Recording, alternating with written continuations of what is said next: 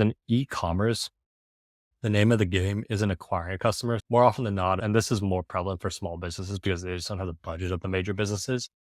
In e-commerce, customer acquisition cost is usually higher than what the customer spends the first time. If the customer spends $50 on a product, the brand will probably spend $60 to acquire the customer. They're losing money. The name of the game isn't acquiring the customer. It's keeping the customer coming back. And that's where NFTs really shine because of that core ownership of the NFT, because you own the NFT. It's your brand.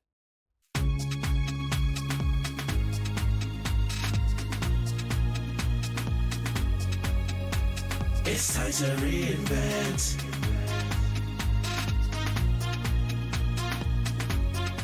Welcome to Reinventing Perspective. Today we have an amazing guest who's going to tell us how to be future thinking while being present thinking, right? Eric, thank you so much for joining us. I have Eric McHugh, the president of SHOPX. Eric, please just give us an idea of who you are and what you're about. Sure. Thank you, Priscilla. I'm really excited to be here. My name is Eric. I'm 30 years old. I'm blessed to be living in beautiful Southern California right now. My main hobbies are chess, Muay Thai, reading, anything under the sun, and meditation. I just got back from a 10-day Noble Silence retreat in Joshua Tree, California. It was a beautiful, transformative experience. I had both infinite benefits in business, personal, and spiritual life. If that interests you at all, highly recommend you check it out. The program itself is free to show up and meditate. I went to the University of California, Irvine, where I interned in Washington, DC as a government affairs consultant, and in Barcelona as a project manager, which was funny just because those cultures are just completely opposite. In Barcelona, you show up at 10 a.m. in sandals, be the first one there. In DC, you show up full suit and tie at 8:30, be the last one there. But right after that, I got my first job at Snap Inc., and that was helping craft their ad algorithm. I chose that for two specific reasons. The first was the location. It's located in Venice Beach, California, which is a beautiful area. And they didn't have one large campus. They bought a bunch of different houses. So it was a bunch of different work pods, which I thought was cool. The second reason, it was right before their IPO. So I wanted to be around a company, going through that to see what it was like. So that was also fun. From there, I got a job as a bankruptcy consultant that helped Fortune 500 companies navigate the bankruptcy process. And in that point in time, that's when my entrepreneurship journey really started. As a consultant, I was getting hit with a Bitcoin bug. That's when people started obsessing about Bitcoin. You're reading every piece of Bitcoin content you have. You're listening to all the podcasts. You're reading all the Twitter. You're engaging. You're asking questions. As someone who's really interested in Bitcoin, it promotes non-rent seeking, which is essentially just instead of taking value from people, create your own value and you can make money that way. The issue with the consulting firm is it didn't align with the ethos of Bitcoin. So what I mean by that is during a bankruptcy, there are tiers of creditors: tier 1, tier 2, tier 3, tier 4. Tier 1 gets paid out first, then tier 2, then tier 4 gets the leftovers. And more often than not, me, you, our parents, all normal people are tier 4, getting paid pennies on the dollar. As a consultant building out a bankrupt company, you're taking money from that pool, which I felt should have went to the average person. I quit that job without a real plan. I just knew I was going to work in cryptocurrency, started going to local meetups in my area, met the original ShopX team at a meetup. In the meantime, this was 2016, 2017. We also started another SaaS platform, which was VC-funded, and that was called CartRev. That replaced affiliate codes for e-commerce brands. So if you're on Shopify, so just like TikTok shops, you can sell from a link within TikTok. With our platform, you can sell from a link within Instagram. Any brand can upload their products to our database, and then anyone can sell that product. So if I sell this Nike shoe, this Reebok hat, this Adidas shirt, I could sell all three through one link. If you purchase from my link, you get a discount, I get a commission, brand gets a sale, and everyone's happy that way. That's really important because we learned a lot from that startup because we deal with a lot of e-commerce brands and ShopX deals with e-commerce brands. But more importantly, this was at a startup incubator. The incubator is essentially startup school. We had desk pod. It was next to another startup, which is next to another startup, which is next to another startup, right when they're all really small teams. So at that point in time, I took advantage of that. I had lunch with plenty of CEOs, plenty of founders, and was just learning as much as I could. That paid major dividends even to now. But full circle back to ShopX. So that's one of the two projects I'm working on. ShopX is the Google or Apple of Web3. So what Web3 is, to take it back further, Web 1 versus Web 2 versus Web 3. What Web 1 is, just think of the internet where you can read only. If we're on Web 1, we could go online, we could read content, which is transformed in itself because it's like when Gutenberg created the printing press where it's information just started spreading like wildfire. That's the importance of Web 1. Web 2, the easy way to frame it is with social media is probably the easiest way. So like Instagram or Facebook. On Web 2, you can read content and you can write your own content. The issue is you don't own the content. For example, I could go on Instagram, I could write a post, you could read my post, you can interact with that post, you can do what you will, but Instagram owns the post, meaning they could sell my data, they can learn from me, they can go back and cancel me for any point in time just because they feel like it. In Web 3, it's read, write, and own. So not only can you read content, you can write content, so you can own the content. And that's in the form of either a cryptocurrency or NFT. So both those terms, cryptocurrency or NFT, stands for non-fungible token. You can just think of digital scarcity online. Think of an NFT as like a piece of land on the internet, if that makes sense. So I own that piece of land on the internet. That piece of land is my piece of land. I can trade it. I can gift it to anyone else. And then I can add benefits on top of that piece of land because I own that piece of land. So if I own that piece of land, I can build a house, I can build a business, I can let the land sit. It's my land, it's my choice. So if you think about it in terms of the NFT, if I own an NFT, I can add value to that NFT however I see fit. So my area of expertise is e-commerce. So what ShopX is, we're a way for a brand to enter the Web3 space by downloading our app and then launching their own NFT collection with e-commerce utility for those customers. For example, if Nike were to launch a NFT collection, or I just call them loyalty passes because that's easier to digest. Nike could launch a gold, silver, bronze style pass collection. We as customers can buy the pass collection because we want the e-commerce benefit that comes with the pass. So for example, the gold pass may get free product. The silver pass may get the same product for 50% off. The bronze pass could get the product earlier than anyone else. Or the gold pass could give gold pass holders access to autographed merch from like a Nike sports star or something like that. Because we own that NFT, there's now a connection between the brand and the consumer. And now the brand can send value the consumer's way. That's a long explanation. Do you have any questions or anything so far? From the consumer's point with the NFT, where am I buying this NFT? And how am I knowing of the benefits that come with buying the NFT? Okay, so from the brand perspective, so you're a brand, you're on Shopify or WooCommerce. Those are the two main e-commerce platforms. If you're trying to launch a store, you probably pick one of those two. Let's say you're on Shopify, you want to enter the space and launch an NFT collection. You would download the ShopX app. And then from your Shopify backend, that's where you launch the NFT collection as a brand. So instead of hiring a developer, a graphic designer, a website designer, all that stuff, we've created a no code for you as a brand to launch that NFT collection in less than 5 minutes. Your Shopify brand, you just launch that NFT collection. Since we're already integrated with your Shopify store, you can add products to the NFT. You can take products away. So you can be like, okay, product A is token gated for this amount of time. After that, everyone else has access. So you can continuously add benefits to that NFT. From there, your customer gets a URL, just a website link.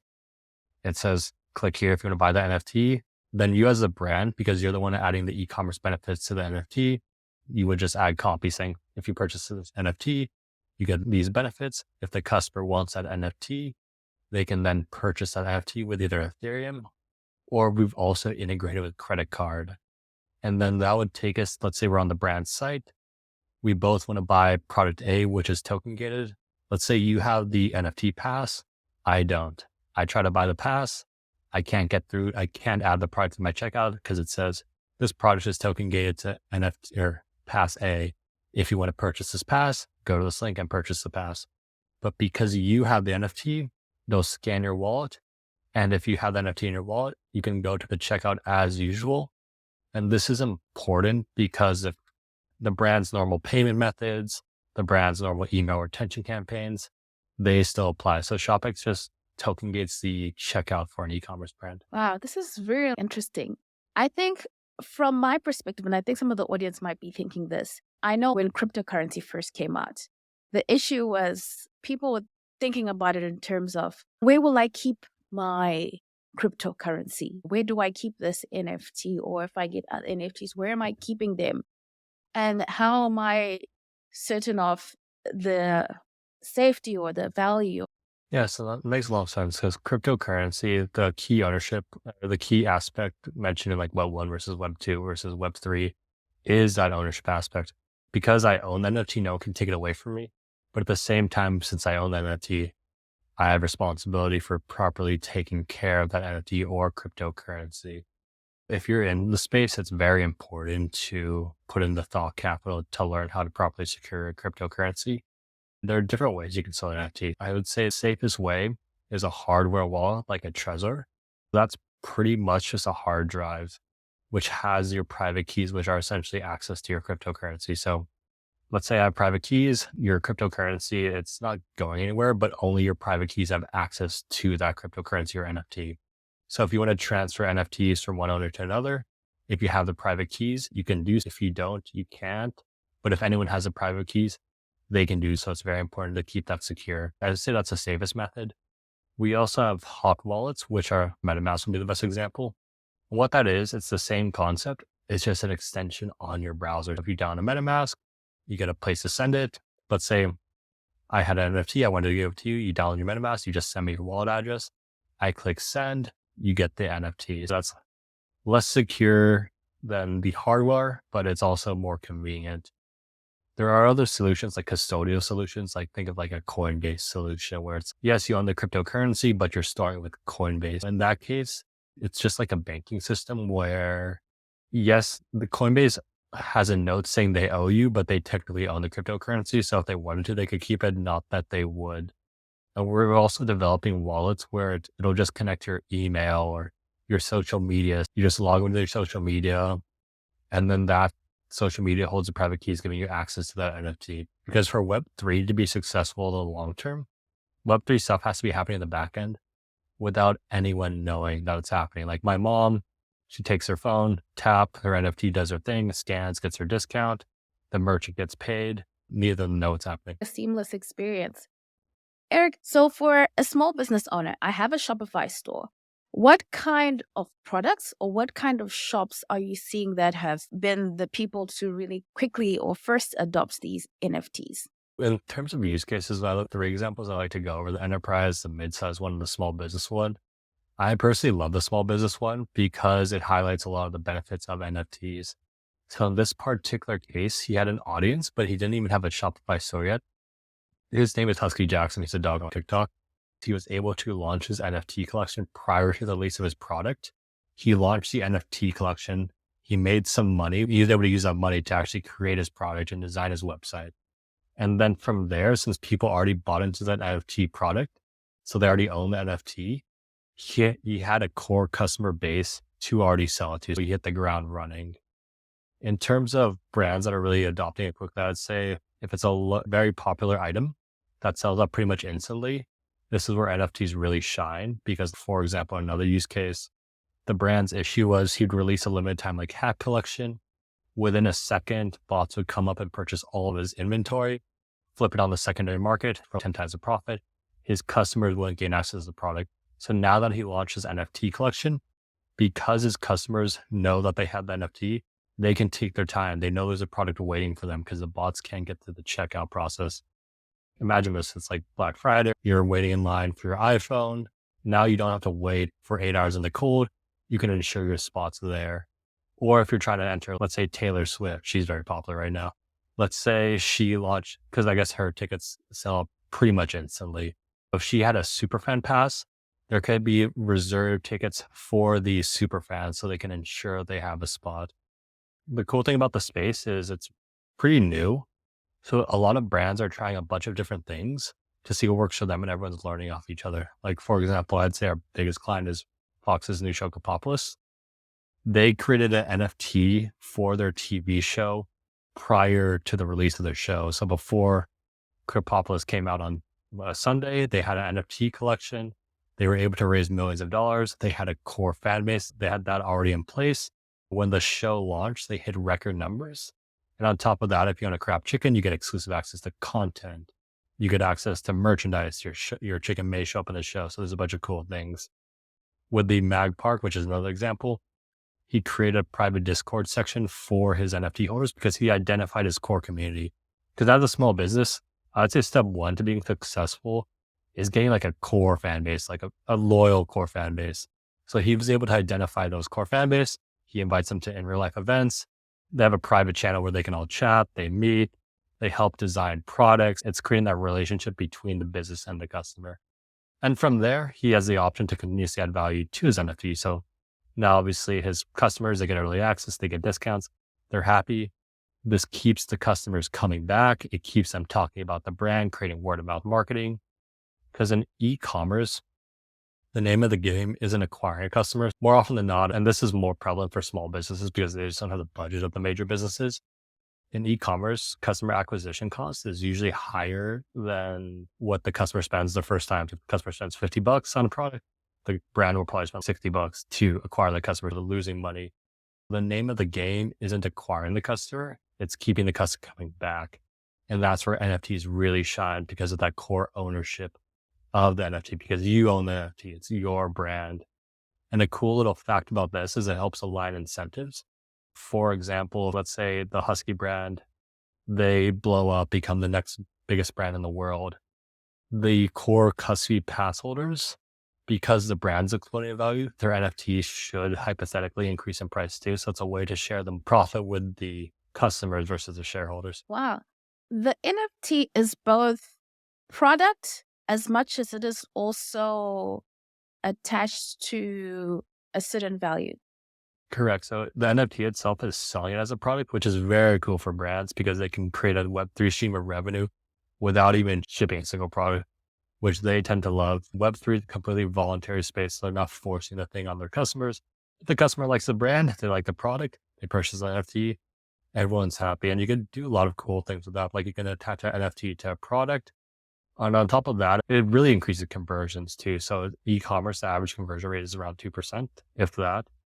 With Web3 e-commerce, it's around 80%. And it's because the customers already bought into the past. They're more likely to buy the products. Again, more important for a smaller brand because you don't have the limited budget the larger brands do.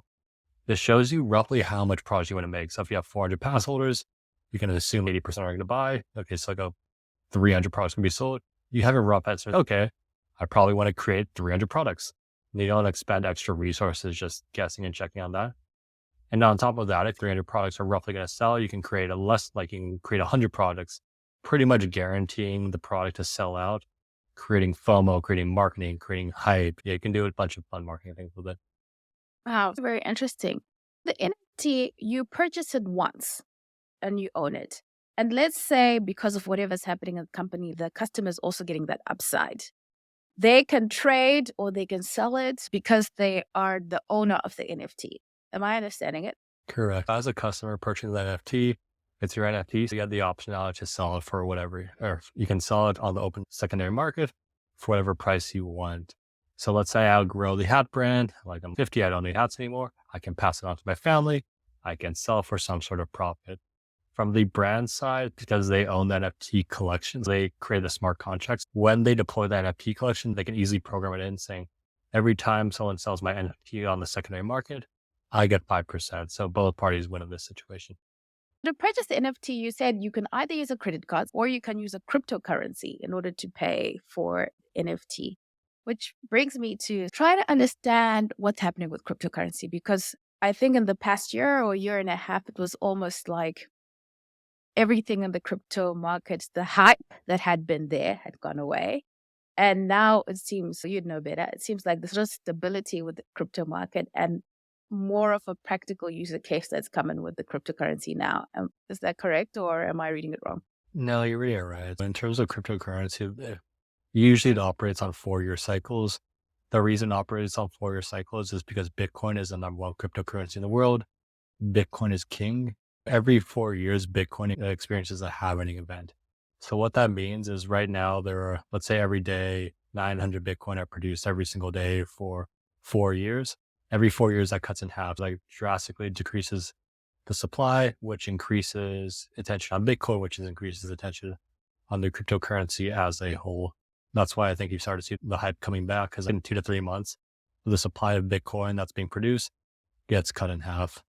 In terms of cryptocurrency, the main reason it has been mass adopted so far is for two reasons. The first is user interface, meaning if you're a normal person, you're not involved in crypto, interacting with a crypto product is somewhat challenging, which is why we have to explain it to a lot of people. But that's getting it fixed. And the second reason is incentives. Why would someone interact with cryptocurrency for the past 5 years? There's no real reason to.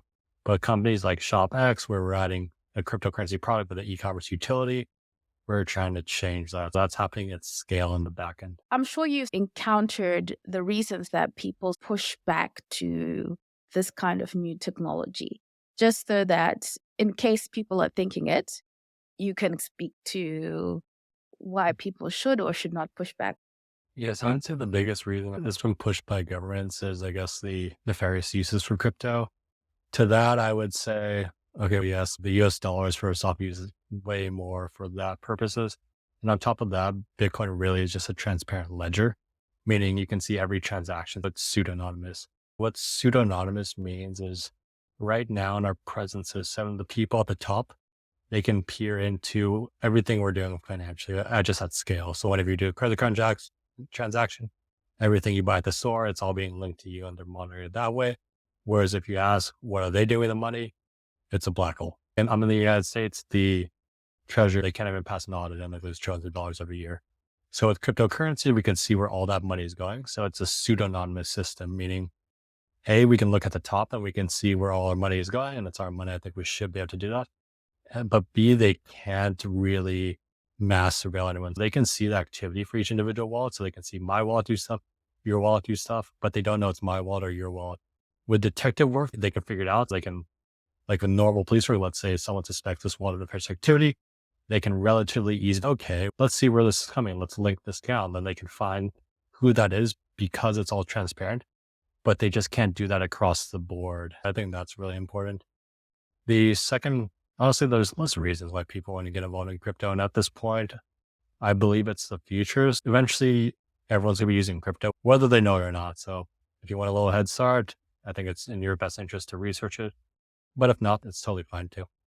So the small business owner, the entrepreneur is thinking, wow, this is really exciting and this is the future and I want to be a part of this. I'm thinking of a person without any technical background or without any knowledge of how these things work, but who knows they want to have this option in how they do business. What ShopX does is we operate on e-commerce sites. So right now, the two biggest ones are Shopify and WooCommerce. So that has the majority of the market share. So if you're on either of those, you can download the app, then launch your NFT collection with the e-commerce utility. But let's say you're brand new, you just created a website, you're not sure how to do this. We do offer custom solutions, but that's more a one-off task. You had a store, you were on Shopify for WooCommerce, you still want to integrate with ShopX. We can totally work with you to get that done. But if you're online and you're selling products online, Shopify and WooCommerce generally are the easiest. So odds are you're on one of those. But if not, it'll be a one-off solution. Thank you so much for that. Now, for the Web3, the distinction between Web2 and Web3 is really ownership. People have been creating content in the Web2, and in the Web3, it's going to be about ownership. Like, how far out are we seeing that? Is that currently happening? How would someone position themselves to really get on that? I would say scaling wise, once everyone's using it, it's probably 4 to 5 years. Right now, we're at the beginning stages of Web3 mass adoption. And the reasons it's going to speed up is because Web3 is composable, meaning that's based off the compound edges of software. People just build on it on top of each other. Right now, we're seeing some major brands dipping their toes in, like the Nikes, the Sephoras, the NBAs. They're launching small projects. They're launching small collections just to see how it goes. And that was because of the long bear market we've been in. But with the bull market coming back, they're most likely to go all in. And so once Nike goes all in, Adidas has to go on, Reebok has to go all in, everyone has to go all in because Nike did that. And on top of that, I mentioned earlier that one of the barriers to entry is user interface. Nike has the resources and the incentives to create a seamless experience for their customer because they're Nike. They're not going to send their customer to some janky experience. And since Web3 is composable, Reebok can see that, Adidas can see that, everyone can see that, and then build seamless entry for their customers. And as more customers enter the space, more problems come up. Those problems get solved, making the whole space stronger. This is really exciting. And thank you so much, Eric, for coming on and really explaining that. I think this is something to try and be ahead of the curve. Now, you mentioned that you've just come back from a retreat. I love talking about this. Yeah. It's called a Vipassana meditation retreat, and it's a 10-day noble silence retreat in the desert. What noble silence means is there's no phone, there's no talking, there's nothing to do. It's really just meditate, eat, meditate, sleep. There's a walking path. So what this is, it's the method that the Buddha used to reach enlightenment. You start off by focusing your attention on the area around your nostrils for 3 days. Then you start to feel different sensations on your body. And then from there, you just scan your body every inch back and forth. And this extracts the impurities, extracts the trauma that you stored in your body. So if you think of, if you're a scientist and you had to send a piece of metal, like you're building a rocket, you have to send a piece of metal to space, you need that metal to be 100% pure. The best way to purify that metal is to run it through magnets. Those magnets would extract the impurities from the metal, leaving you the pure metal. With this method, you're just doing this on a spiritual level. And the side effects have been tremendous for me. The center itself is free. They're all over the world. If that interests you at all, I would recommend checking it out. It's one of those things, the more people who go into a retreat like this, the more positive the world gets, which I think is quite good. Thank you for sharing that.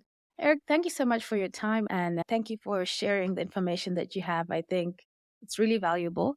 Please, where can people follow you, or where can they learn more about what you do? Sure. So if you're interested in SHOPX, the best place will be our website, shopx.co. I'm sure we'll add those in the show notes. If you're interested in dating, which is the first ever AI-powered matchmaking service, that's dating.io. But if you just want to, my intention is to be as helpful as possible. If you just want to meet, talk about anything, my Instagram would be the best bet. So ERICDMCHUGH. And Priscilla, thank you so much for having me. I'm really grateful. I think you crushed as a host. Thanks.